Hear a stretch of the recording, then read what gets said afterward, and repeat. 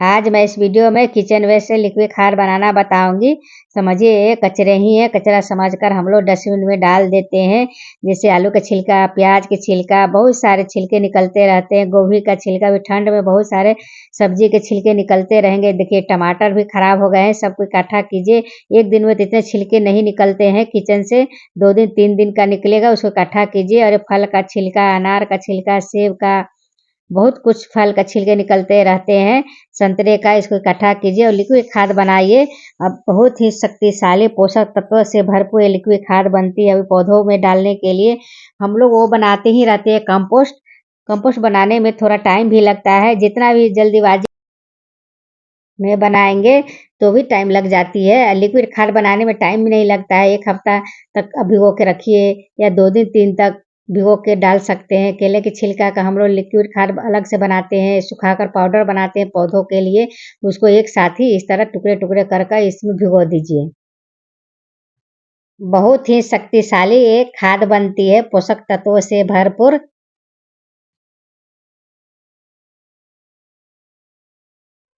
कीजिए और लिक्विड खाद बनाइए।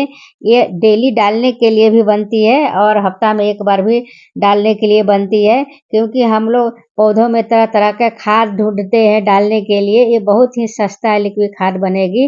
अभी मूंगफली के छिलके निकलते होंगे, ठंड में खाने के लिए आती हैं, उस छिलके को भी हम लोग इधर उधर फेंक देते हैं, बहुत काम की होती है। इस तरह बकेट में पानी लीजिए और इसको भिगो दीजिए। इसको कम से कम 7 दिन तक भिगो के रखिए। इसके पोषक तत्व पानी में निकल जाएंगे और पौधों में डालिए, पौधे बहुत अच्छी ग्रोथ करेगी। अभी फ्लावर्स प्लांट जो हम लोग सीजनल लगाते हैं उसके लिए तो और बेस्ट है ये खाद, लिक्विड खाद। जैसे हम लोग एक बार रिपोर्ट कर देते हैं, उसके बाद लिक्विड ही देते हैं, जड़ों तक जाती है। कोई भी पौधा में डाल सकते हैं, साग सब्जी फल वाले पौधे में या फ्लावर्स प्लांट में और इंडोर प्लांट में। देखिए ये छिलके भी मैं इसी में डाल दूंगी, क्योंकि अलग से भिगोने से अच्छा है एक ही साथ डाल दीजिए।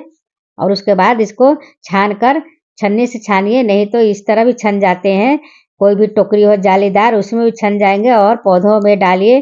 पौधा बहुत अच्छी ग्रोथ करेगी। अभी ठंड के मौसम में तो हम लोग पानी भी कम डालते हैं, 2 दिन 3 दिन तक पानी गमले के सूखता नहीं है। 3 दिन 4 दिन पर जो पानी डालते हैं, पानी ना डालकर आप इस लिक्विड को डालिए, पौधा बहुत अच्छी ग्रोथ करेगी।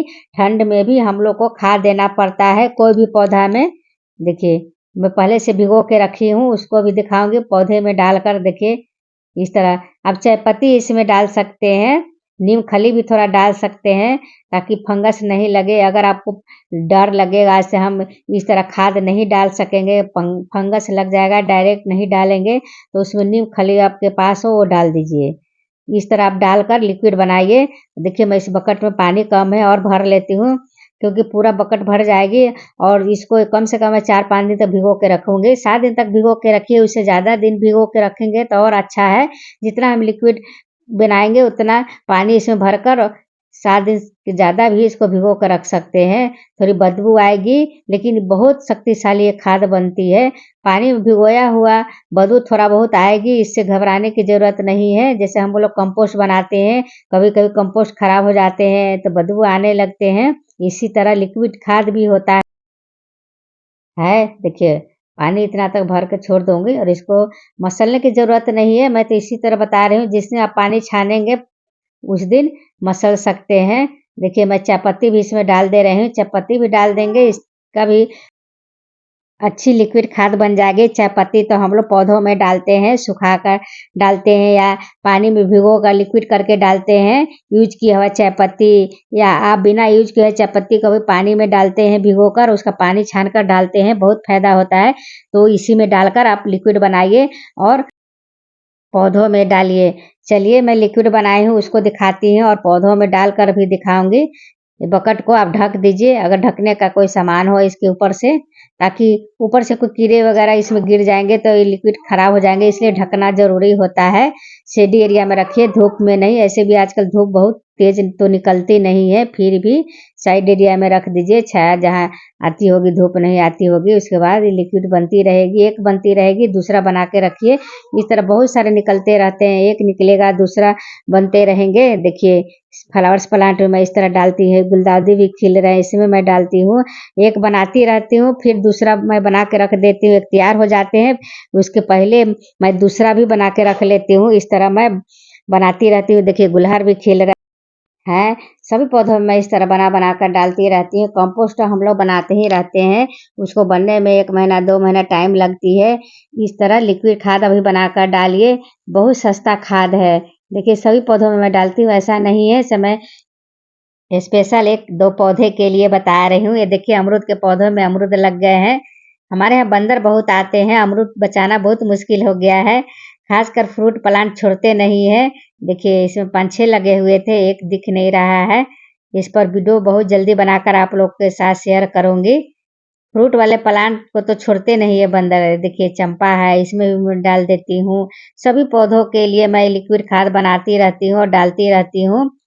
ये देखिए अभी ठंड के मौसम में बहुत सारे आपके किचन में साग सब्जी मटर के छिलके निकलते रहेंगे, उसका जरूर बनाइए। देखिए कोलियस प्लांट है, इसमें भी डाल देती हूँ, पत्ते चमकते रहते हैं। कोलियस पौधे का पत्ते चमकना बहुत जरूरी होता है। पत्तियां चमकने के लिए आप लिक्विड खाद भी डालिए, चाहे पत्ती डालिए। ये देखिए कितना घना और बुसी हो गया है, एक ही पौधा है इसमें। इस पर भी वीडियो बनाकर आप लोग के साथ शेयर करूंगी, कैसे घना और बुसी बनाना है। इस पर खाद देंगे तो पत्ते चमकते रहेंगे, नहीं तो चमक खत्म हो जाती है कोलियस प्लांट की। इस तरह मैं इसको भिगो कर रखूंगी, कम से कम 7 दिन तो भिगो के रखना है। उसके बाद इसको छान कर पौधों में डालिए और इसको ढक दिया करिए। कोई भी सब्जी के छिलके, फल के छिलके, मूंगफली के छिलके ये सब निकलेंगे, उसको डाल दिया करिए। दूसरी है इस छिलके को इस तरह मल्चिंग करना। आपको सीढ़ी बता रही हूँ, लेकिन थोड़ा सूख जाए तब, ड्राई हो जाए तब इसका मल्चिंग कीजिए। अगर आप लिक्विड बनाना नहीं चाहेंगे तो इस तरह छिलके को आप मल्चिंग कर दीजिए, फंगस नहीं लगेंगे। मेरे कितने सारे व्यूअर्स बोले हैं फंगस लग जाएंगे, लेकिन ये सनलाइट में रखा हुआ रहता है, धूप में ये सूख जाता है और कंपोस्ट बन जाता है।